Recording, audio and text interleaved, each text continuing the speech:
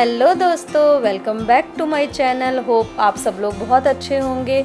तो पिछले एपिसोड में आपने देखा कि किस तरह से हम दिल्ली से हरिद्वार आए और अब हम हरिद्वार से किस तरह से हम गौरीकुंड पहुँचे। सो रात को हम गौरीकुंड पहुँच चुके थे और हमने वहीं पर स्टे किया और वहीं पर हमने रूम लिया और हमने अगले दिन सुबह की वहाँ पर प्लानिंग की।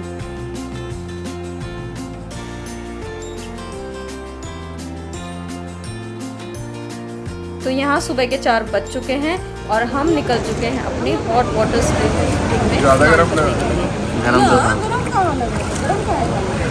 गरम तो है, कैसी बात कर रही भी नहीं है उस पानी में, तो तुझसे पैर भी नहीं रखना है।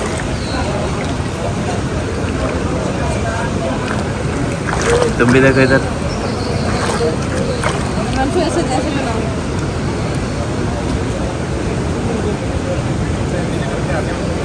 चलो ठीक है।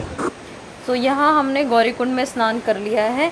हम स्नान करके अपने रूम में सामान लेने आ चुके हैं। हम अपना यहाँ से लगेज उठाएंगे और अपना कुछ जो ज़रूरी सामान है वो हम लेके अपने साथ जाएंगे और जो रेस्ट सामान है हमारा वो हम नीचे यहाँ क्लॉक रूम में सबमिट कर देंगे।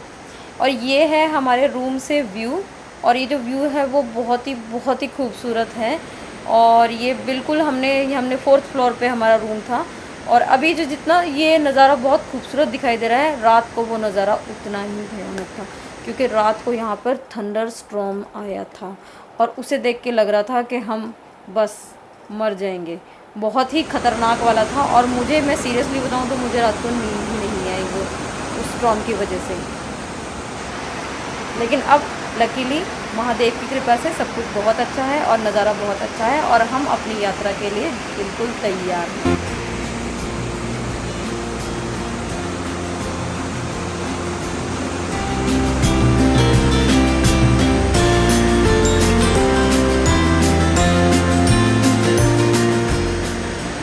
तो यहाँ अर्ली मॉर्निंग 5 बज रहे हैं और हमने अपना रूम की की सबमिट करनी है, पर देखा यहाँ पे कोई अवेलेबल ही नहीं है। तो हमने बाकायदा प्रॉपर तरीके से उसका वीडियो बना के और की को वहाँ रख दिया गया है और हमने अपना सामान क्लॉक रूम में भी रख दिया है। यहाँ से हमने अपने केदारनाथ की यात्रा शुरू कर दी है और अभी हम यहाँ पर बस रेडी हो रहे हैं और बस निकलने ही वाले हैं और हम अपने केदारनाथ की यात्रा शुरू करने वाले हैं। हर हर महादेव।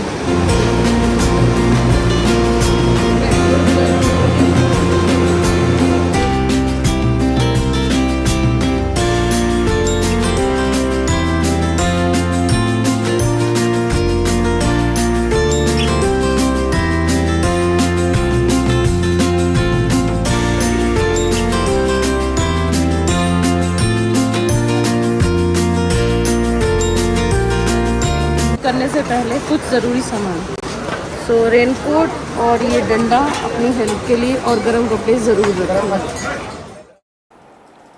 सो यहाँ पर ये जो गेट है, यहाँ से इस यात्रा में केदारनाथ तक की दूरी है वो 15.5 किलोमीटर की दूरी है। और जो यहाँ से हम केदारनाथ की यात्रा के स्टॉपेज को काउंट करते हैं और जो सबसे पहला स्टॉपेज है, जैसा कि मैं आपको दिखा रही हूँ, वो है जंगल चट्टी और जंगल चट्टी यहाँ से 3.5 किलोमीटर है। यहाँ से ये जो नज़ारा है ये बहुत ही खूबसूरत लग रहा है और चारों तरफ जितना ही देखें उतनी जगह हरियाली ही हरियाली है और ऊंचे ऊंचे पहाड़ दिख रहे हैं। यहाँ बहुत ही खूबसूरत नज़ारा है यहाँ का। और अब हम इसमें से अंदर जाएंगे और अभी और खूबसूरत नज़ारे देखेंगे हम।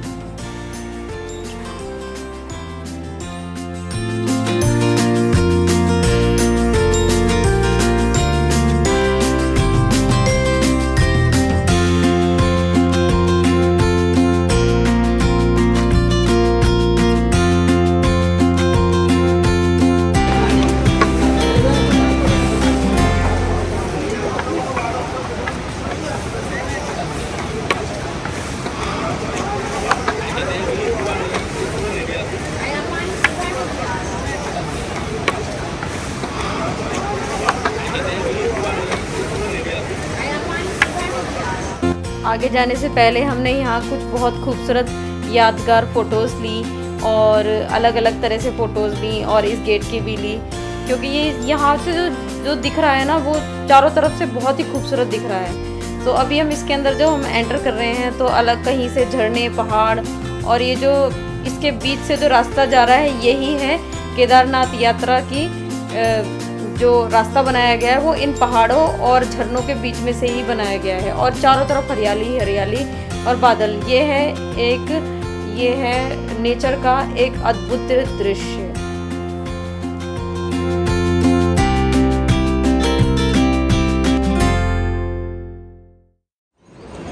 हर हर महादेव, जय श्री केदार। अभी हम ऊपर गौरीकुंड से आ गए हैं और गौरीकुंड से अभी ऊपर हम सिर्फ 2 किलोमीटर चढ़े हैं और अभी 14 किलोमीटर हमें और चढ़ना है बाबा श्री केदार के लिए।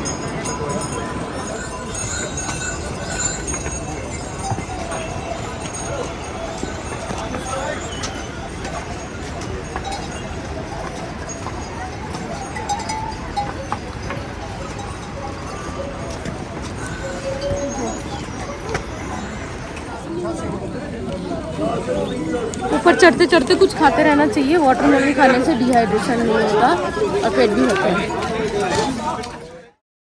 सो हम यहाँ ऊपर 1.5 किलोमीटर ऊपर आ चुके हैं और यहाँ ना एक प्रॉपर स्टॉपेज बना हुआ है और यहाँ पे छोटे छोटे आपको चाट्स, फ्रूट चाट, मतलब जैसे कि यात्रा में हमें कुछ बहुत हैवी नहीं मिलेगा, लेकिन अर्ली मॉर्निंग का टाइम है तो हमें जो यात्रा करनी चाहिए वो कुछ थोड़ा थोड़ा खा के करनी चाहिए, पीते हुए करनी चाहिए कि और जिससे कि हमें डिहाइड्रेशन ना हो।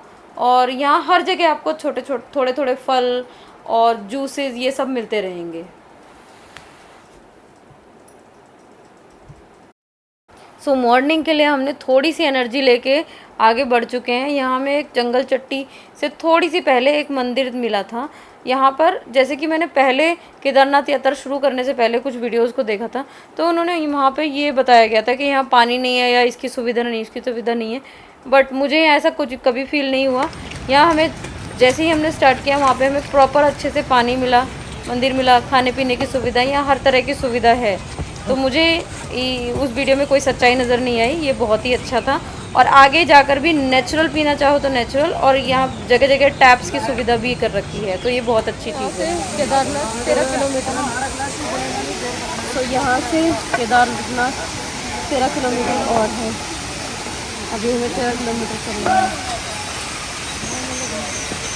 ऊपर चढ़ते चढ़ते बादल आते जा रहे हैं, अब बारिश होने की संभावना है, कभी भी बारिश आ सकती है और मौसम बहुत ही अच्छा है, लेकिन कभी ये बदल जाए कोई भरोसा नहीं है।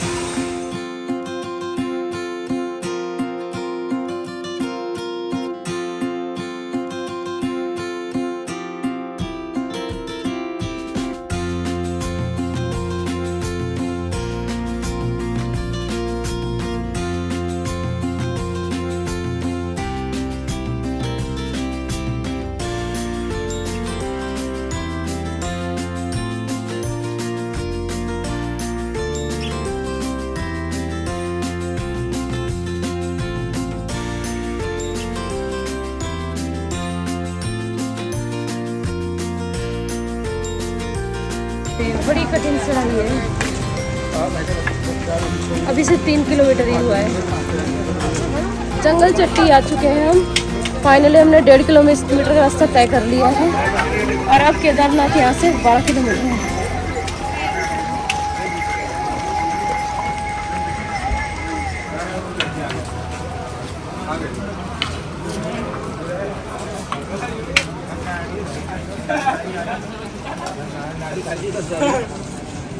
बादल पूरे नीचे आए हुए हैं, किसी भी समय बारिश हो सकती है।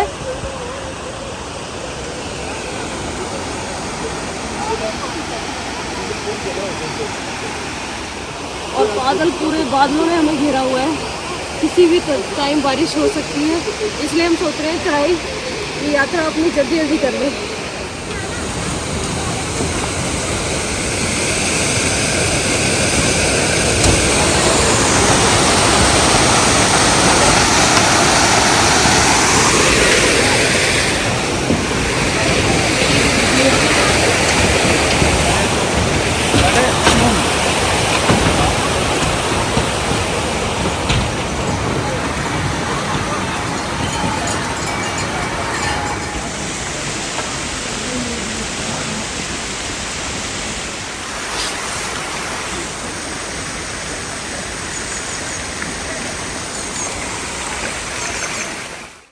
अर्ली मॉर्निंग 5 बजे से हमें चलते चलते अभी 10 बज चुके हैं और यहाँ से जो केदारनाथ बचे हैं वो हैं 10.5 किलोमीटर और है। जहाँ जैसे जैसे ये साइन बोर्ड आ रहे हैं वैसे वैसे मन को बड़ी तसल्ली मिल रही है कि हाँ हमने इतना सफ़र तय कर लिया है। हर हर शंभू।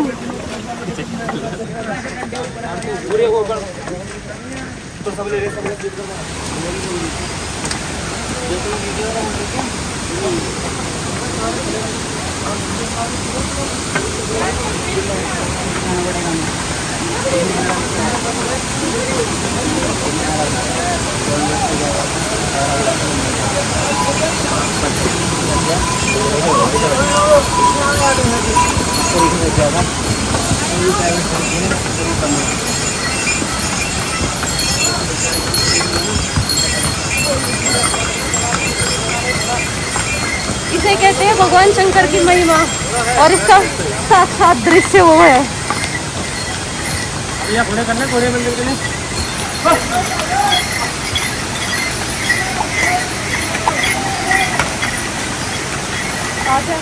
और बहुत अच्छा लगा क्योंकि जो जा रहे थे उनके वो तो सेम एक्सपीरियंस हमारा भी था, लेकिन जो वहाँ से आ रहे थे उन्होंने मुझे कुछ लोगों ने बताया कि आगे जाके ना बिल्कुल प्लेन है, आगे जाके कोई ऊंची चढ़ाई नहीं है।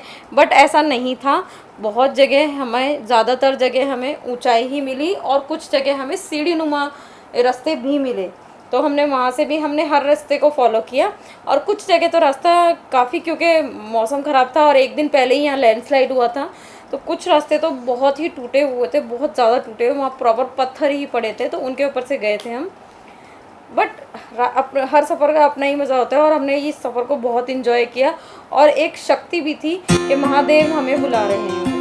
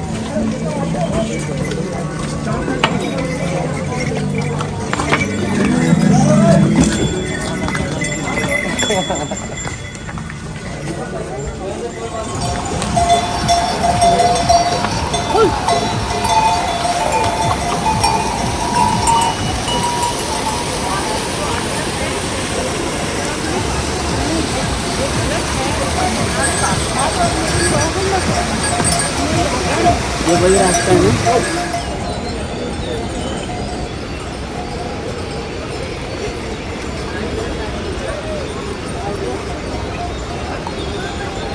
ये है यहाँ पर एक पुल जो कि शॉर्टकट है और यहाँ से ना पहले घोड़े और लोग साथ साथ चल रहे थे, लेकिन यहाँ पे क्योंकि घोड़ों के साथ चलने में ना बहुत दिक्कत होती है, इसलिए घोड़ों के लिए एक अलग मार्ग बनाया हुआ है और पैदल यात्रियों के लिए एक अलग मार्ग बनाया हुआ है। और वो जो पुल मैं आपको दिखा रही हूँ वो ना यहाँ का शॉर्ट रूट है, वो हमने नहीं लिया, लेकिन आप यहाँ से भी आ सकते हैं।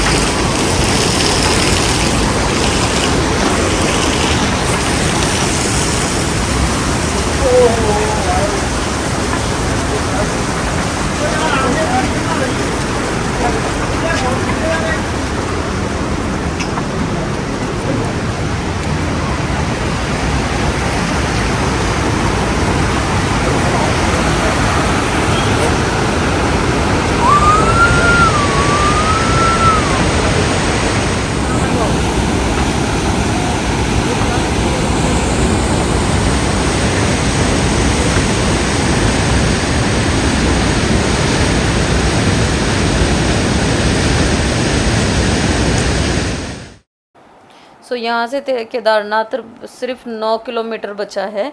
और यहाँ पर जो यहाँ पर जैसे कि मैंने आपको बताया था कि यहाँ बहुत एक हैवी झरना है और रात को लैंडस्लाइड हुई तो बहुत ही ज़्यादा पत्थर वाला रास्ता था यहाँ पे। तो हमने एक दूसरा शॉर्टकट ढूंढा जो कि एक पुल से होकर गुजरता था। और जो ये वाला पुल है वो अभी मतलब बहुत बड़ा नहीं है, तो इसी के साथ में एक नया पुल बनाया जा रहा है और जो कि प्रॉपर बड़ा बनाया जा रहा है और उसके बनने से यात्रियों को काफ़ी सुविधा महसूस होगी।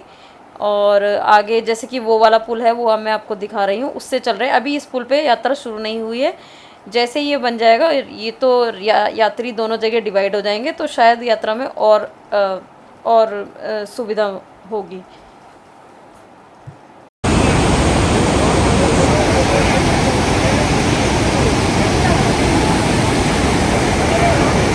हर हर महादेव। शक्ल देखो अपनी।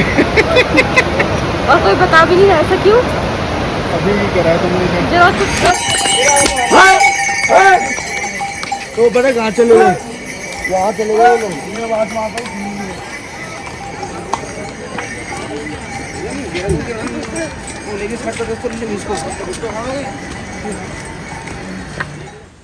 तो यहाँ से मंदिर सिर्फ 8.5 किलोमीटर बचा है। इस उत्साह के साथ हम आगे बढ़ते चले जा रहे हैं और बहुत ही अच्छा लग रहा है। जैसे जैसे साइन बोर्ड, जैसे मैंने आपको बताया, साइन बोर्ड आते ही बहुत अच्छा महसूस होता है कि हम बाबा श्री केदार के इतने ही करीब जा चुके हैं।